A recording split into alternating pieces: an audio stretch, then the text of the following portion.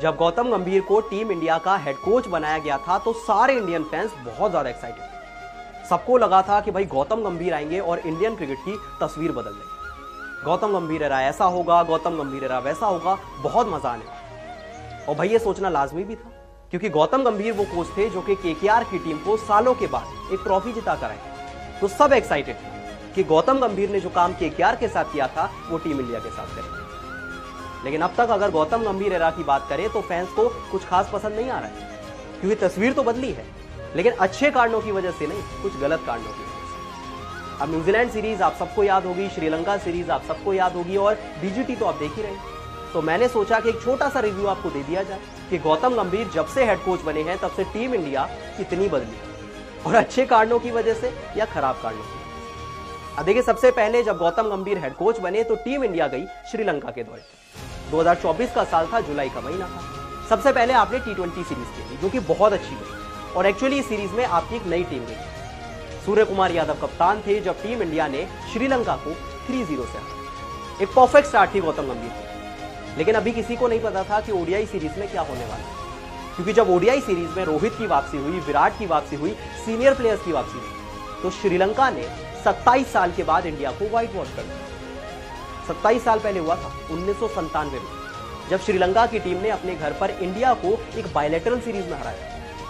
1997 के बाद इस साल हुआ जब श्रीलंका की टीम ने अपने ही घर पर इंडिया को 2-0 से हराया। तो अब तक मामला बड़ा बैलेंस था कि चले T20 सीरीज अच्छी गई, ओडीआई सीरीज खराब हो गई, अब आगे देखते हैं। अच्छा, इसके बाद शुरू होनी थी इंडिया और न्यूजीलैंड के बीच 3 मैच की टेस्ट सीरीज, और एक्चुअली ये सीरीज बहुत इंपॉर्टेंट थी, क्योंकि अगर वो सीरीज इंडिया की अच्छी गई होती तो आप वर्ल्ड टेस्ट चैंपियनशिप के फाइनल में पक्का पहुंच जाते, किसी पे डिपेंडेंट नहीं रहना पड़ता, डू और डाई की सिचुएशन भी नहीं आती। आप 3 में से अगर 2 मैच भी जीत जाते तो आपका क्वालिफिकेशन कंफर्म था, पर ऐसा कुछ हुआ ही नहीं। मतलब एक्चुअली न्यूजीलैंड सीरीज में तो हमने कुछ ऐसा देख लिया जो कि इंडिया की क्रिकेट हिस्ट्री में हमने सालों से नहीं देखा। अब सोचिए, पहला ही मैच टीम इंडिया आती है और अपने घर पर 46 पे ऑल आउट हो जाती है। 46 पे ऑल आउट हो जाती है, मतलब अपने घर पे खेलते हुए ये टीम इंडिया का लोएस्ट एवर स्कोर। सब हैरान थे कि भाई साहब ये क्या हो रहा है। उस मुकाबले में टीम इंडिया को 8 विकेट से हार झेली। 19 साल के बाद हुआ जब टीम इंडिया चिन्नास्वामी के मैदान पे एक टेस्ट मैच हार। बहुत हैरान था, सब हैरान थे। अच्छा, इसके बाद सोचा कि वापसी करेंगे, पुणे टेस्ट मैच जीते। लेकिन जो कहानी बेंगलुरु में थी वो पुणे टेस्ट मैच से, क्योंकि team India Pune test match 113 run से हार। और जो कहानी पुणे में थी वो मुंबई में थी, क्योंकि 2 मैच हारने के बाद टीम इंडिया मुंबई पहुंची और 25 रन से उस मुकाबले को भी हारा। बहुत ज्यादा हैरानी की बात थी कि जो टीम इंडिया अपने घर पर खेलते हुए एक अनबीटेबल टीम मानी जाती थी। मतलब आप मानकर चलते थे कि इंडिया घर पर तो हारती नहीं है। 12 साल पहले हुआ था, 12 साल पहले इंग्लैंड ने इंडिया को उनके घर में आकर हराया था, तब से इंडिया हारी नहीं थी। लगभग 4000 दिन हो चुके थे। और वो न्यूजीलैंड की टीम जो श्रीलंका से व्हाइट वॉश होकर आई थी, अभी इंग्लैंड ने व्हाइट वॉश किया है, लेकिन इंडिया के सामने पता नहीं क्या हो गया। भाई, वो न्यूजीलैंड की टीम जिसे श्रीलंका ने व्हाइट वॉश किया, इंग्लैंड ने व्हाइट वॉश किया, वो इंडिया को व्हाइट वॉश करके चली गई। और ये सब कुछ होता है गौतम गंभीर एरा। अच्छा, इसके बाद उम्मीद थी कि भाई ऑस्ट्रेलिया जाएंगे अच्छी मेमोरीज के साथ। पिछली 2 सीरीज हम ऑस्ट्रेलिया में जाकर जीत कर आए, इस बार कुछ अच्छा होगा। और शुरुआत भी अच्छी हुई। रोहित शर्मा अवेलेबल नहीं थे, कप्तानी बुमराह ने की और टीम इंडिया पर्थ के मैदान पे 295 रन से जीती। लगा कि अब गंभीर एरा आ गया, अब हो गया कुछ कमाल, और इस बार हम ऑस्ट्रेलिया में सबसे डोमिनेटिंग सीरीज जीतेंगे। लेकिन इसके बाद एडिलेड के मैदान पे वही हुआ जो कि श्रीलंका सीरीज में हुआ था, जो न्यूजीलैंड सीरीज में हुआ। क्योंकि टीम इंडिया एडिलेड के मैदान पे रोहित शर्मा वापसी करते हैं और 10 विकेट से एक 1 साइडेड मैच हार जाते हैं। और दोबारा से सवाल उठने लगते हैं कि ये कैसा गौतम गंभीर रहा है।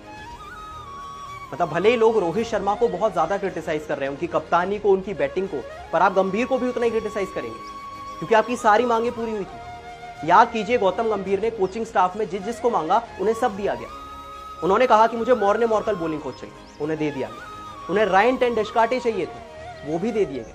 और एक्चुअली दोनों का केकेआर कनेक्शन था, अभिषेक नायर का भी केकेआर कनेक्शन था, पर किसी ने सवाल नहीं उठाया। गौतम गंभीर को जो चाहिए था उन्हें सब कुछ दिया गया। अच्छा, और इससे पहले आपको जानकर हैरानी होगी कि जब टीम इंडिया का सिलेक्शन होता था तो उसमें कोच का से नहीं होता था। मतलब कोच नहीं बता सकता कि आपको कौन से प्लेयर्स चाहिए, कौन से प्लेयर्स नहीं चाहिए, नहीं होता था इन्वॉल्वमेंट। लेकिन गौतम गंभीर के साथ ऐसा पहली बार हुआ कि रूल बदले गए। गौतम गंभीर को जो प्लेयर्स थे उन सबको लिया गया, उन्हें सिलेक्शन कमेटी में पूरे हिस्सेदारी दी गई कि आप डिसाइड कीजिए, आप अपनी टीम बनाइए। और हम सब जानते हैं कि हर्षित राणा का सिलेक्शन कैसे हुआ, वरुण चक्रवर्ती की वापसी कैसे हुई। सब में गंभीर का हाथ था, केकेआर कोटा तो था ही, आप माने या ना माने। आपने कोचिंग स्टाफ चूज किया, आपने टीम चूज की, लेकिन नतीजा क्या हुआ? आप श्रीलंका से 3-0 से हारे। वनडे सीरीज आप श्रीलंका से 2-0 से हारे, एक्चुअली व्हाइट वॉश होकर आए। बांग्लादेश सीरीज आप जीत गए, श्रीलंका के अगेंस्ट T20 सीरीज जीत गए, लेकिन न्यूजीलैंड के अगेंस्ट आप फिर से व्हाइट वॉश हो गए।